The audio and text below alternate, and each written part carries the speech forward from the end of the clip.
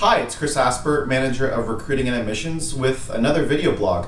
Now, this blog is for those who know that they want to do the MBA, but they need to write the GMAT. So if you've bought the books and the study guides and you need help on just getting to actually study, I have a couple of tips for you.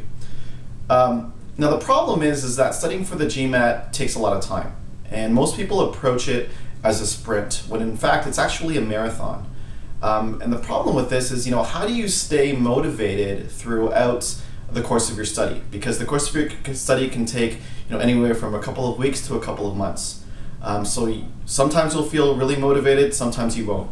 So how do you stay motivated, especially if you're struggling or you have doubts about your abilities? When I think of motivation, I think of Sir Isaac Newton's first law of motion. His first law of motion states that an object at rest or in motion stays at rest or in motion unless acted on by an external force. What does this have to do with motivation? Well, let's break down the first part. An object at rest stays at rest unless acted on by an external force. So if you're procrastinating on studying, it's kind of like being an object at rest. So how do you overcome that? Well, Newton's law states that an external force is required.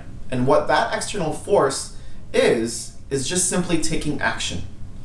Most people only commit to action if they feel a certain level of motivation. And they only feel motivation when they feel inspired. So the order is they need inspiration first, then motivation, and then that leads to desirable action. Well, I'd like to flip that and instead start with action, because I feel that leads to inspiration and motivation. So if you are lacking motivation, just do it. To copy the phrase from Nike, just do it or do something. Just start and begin. If you don't feel like studying, maybe just challenge yourself to do 10 questions. And once you get through those 10 questions, you'll start to feel motivated to do more. The objective there is to overcome being at rest, to overcome procrastination. Just get started on something small.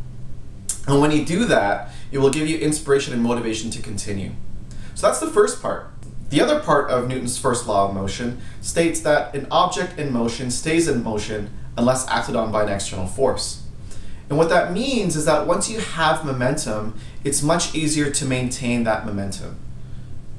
One of the things that has really helped me is from comedian Jerry Seinfeld. If you go onto Google and type in Jerry Seinfeld's productivity secret, you'll understand what I mean. This approach that he uses is commonly known as don't break the chain. And what it is simply spending some amount of time doing a desired activity, and each day that you do that activity, you get to put an X on the calendar, get to cross that day off. And if you do that same activity every single day, it creates a chain of X's on the calendar showing your progress. And the goal there is to don't break the chain, is to maintain the momentum of doing it every single day. It's simple and it works. So try it out for yourself. So there you have it. I hope these tips on motivation will help you with studying for the GMAT, and best of luck studying.